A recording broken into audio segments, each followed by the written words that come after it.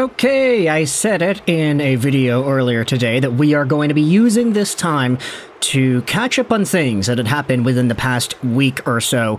Because I had to leave for a trip, I had to pre-record a bunch of videos, meaning that a lot of the content here on the channel is catch-up for us. So, today what we're doing is we're going over to an episode of the Dropping the Gloves podcast. Now, I'm pretty sure most of y'all are familiar with this, mostly because Dropping the Gloves is hosted by John Scott. Yeah, that John Scott that everybody remembers from the All-Star fiasco of a few years ago. But he has his own podcast, and on December 18th, there was an interview done on the show with one defenseman on the Vancouver Canucks, Nikita Zadorov. Now, I'll leave a link in the description if you want to go ahead and listen to the audio yourself. Essentially, Nikita Zadorov, Vancouver Canucks D-man, is talking about the acquisition with the guys on the show, and it's a pretty good listen. However, the reason we're talking about this here on the channel today is because of a very specific quote that was made by Zadorov on this podcast, that in which I think is a really good sign for anybody paying attention to the Vancouver Canucks and wanting to acknowledge what's going on here. So, to help us out, we're going over onto the Dropping the Gloves Twitter account because they actually posted a quote of Zadorov talking about what stood out to him as a member of the Canucks. But this is what the hosts on the show go out there and ask Zadorov. When you first got to Vancouver a couple of weeks ago, did anything stand out to you in terms of like the locker room, the culture, or the organization that was different from the other teams you had played for? Zadorov then replies with a very characteristically good quote. Take a look at this. Well, the organization is different. It's the way they take care of the players. It's another level. I mean, I've probably seen something closer to that in Buffalo last time. The food, the staff, doctors, everything is top-notch, literally. Now pause, that is some pretty good praise to hear from a guy who had spent some time with the Buffalo Sabres, the Colorado Avalanche, the Calgary Flames, and then of course the Vancouver Canucks. Might I remind you that the Buffalo Sabres days for Nikita Zadorov, that was 8 years ago. That was also, 4 teams ago, not including AHL squads. So for Nikita Zadorov to pretty much say that a lot of the care he's getting in Vancouver is some of the best he's gotten above Chicago, above Calgary, above Colorado, all the C teams out there, it is nice. He goes out there and says this, I think the coaching for sure also adds a part to that. During the practice, we have 9 coaches, and they're we have 2 Sedins, we have Sergei Gonchar, we have Rick Tocchet, Adam Foote. We literally have unbelievable players in the past, and they can always, after some games, they come and they give you those little quick tips where they can help you in a game.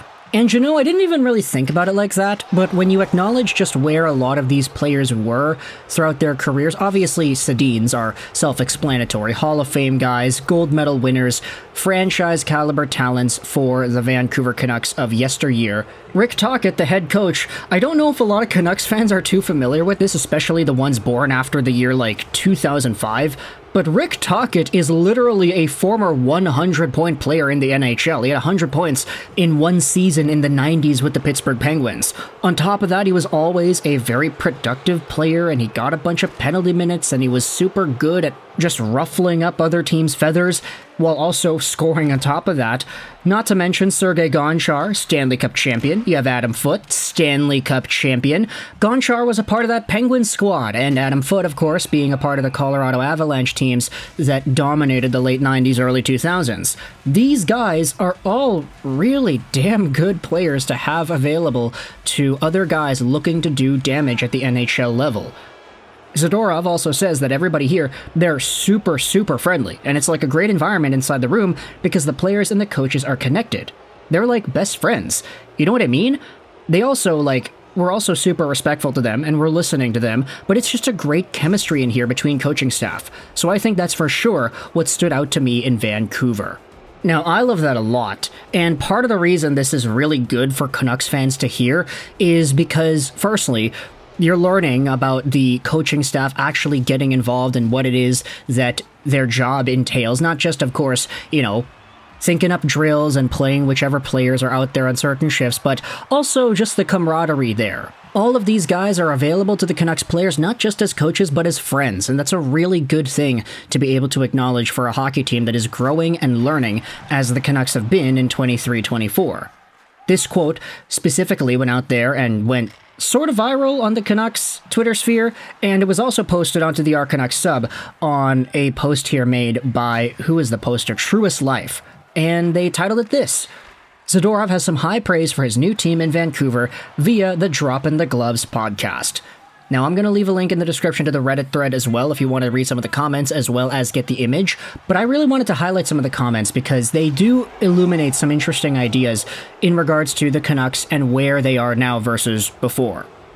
Top comment from Badawai goes out there and says this: It's crazy how the Vancouver Canucks went from a country club to this in like a full month.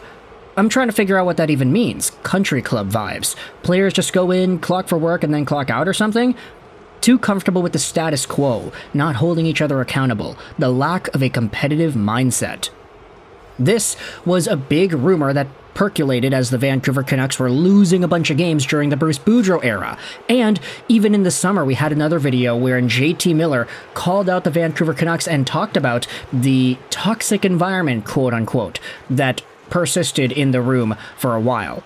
That was literally 2 months ago when we made that video talking about these comments, and now Nikita Zadorov, brand new player on the team, is waxing poetic about how helpful, how warm and welcoming the environment is in Vancouver, and of course, how talented it is too.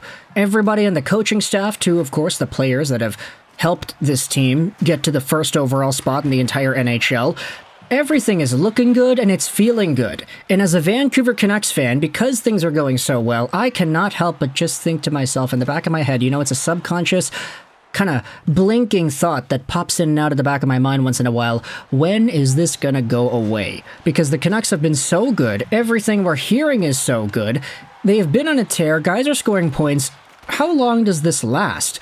We're not used to things being good in Vancouver. We're used to all the drama. We're used to Bruce Boudreau getting ill-treated by the Canucks organization and eventually canned. We're used to hearing about trade rumors and toxic environments. We're talking about Aquilini and all the stuff going on over the years. This is a huge change of pace, and to acknowledge that this got here just from a few months of Aquilini potentially stepping back and not really interfering as much as before, it's kind of nuts what you can do when you have competent management. Jim Benning was not that, but this new squad that has been brought in, they've been doing some pretty good work. And even when all the Canucks analysts, all the writers, the Drances of the world went out there and said that a lot of these trades for guys like Hronek were ill-advised, they're not really good moves, I think a lot of people underestimated just the potential of what the Canucks could become. And this coaching staff, what Nikita Zadorov is talking about in particular, this helps. This helps them get to that position. And as a result, they're there. So let me know your thoughts in the comment section below about Nikita Zadorov talking about the Vancouver Canucks and the coaching staff, the warm and welcoming environment, the success of a lot of these coaches on the team, and just how they're doing their jobs, helping out this current Canucks squad into being able to win games and work things out as the year goes along. Links are going to be in the description if you want to go ahead and listen to the audio, as well as read the rest of the Our Canucks fans' thoughts on the matter. But for now, I hope you enjoyed this video, and bye.